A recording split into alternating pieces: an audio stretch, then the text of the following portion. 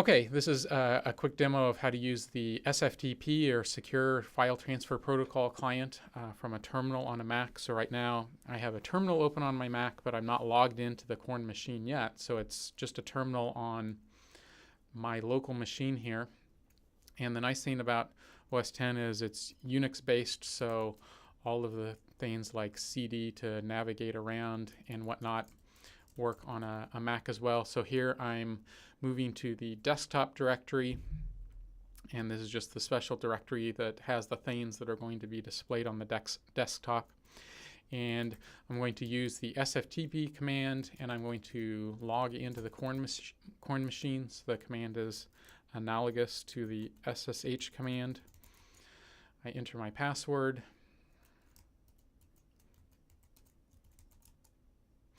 And once I've entered my password correctly, I get a little sftp command prompt here. I can do ls and I'll see a listing, and I can use the cd command to go into my jolts directory here, and I will go into this subdirectory. I can use ls and see the various files. So for example, if I wanted to transfer the dir3.tar.gz file, I would do a get of that. So that's going to transfer it from the Corn machine onto the current directory I was in when I initiated the sftp command, so it would be onto my desktop. And the analog to get, if I want to put a file onto the machine I'm logged into, is naturally put. So maybe I decided that I wanted to remove that local file, but don't worry, I have the copy I transferred to my local machine. I can transfer that and push it back to the machine, and then ls, you see that the file is back.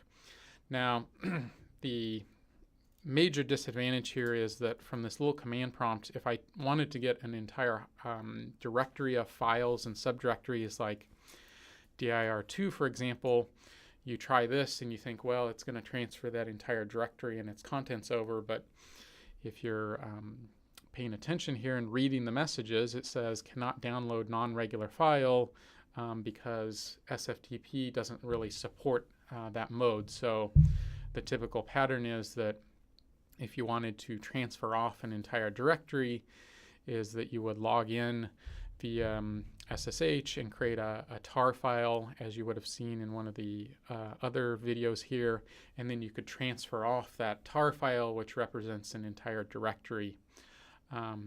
So this is one option that works from the Mac, and it would also work from another Linux machine as well.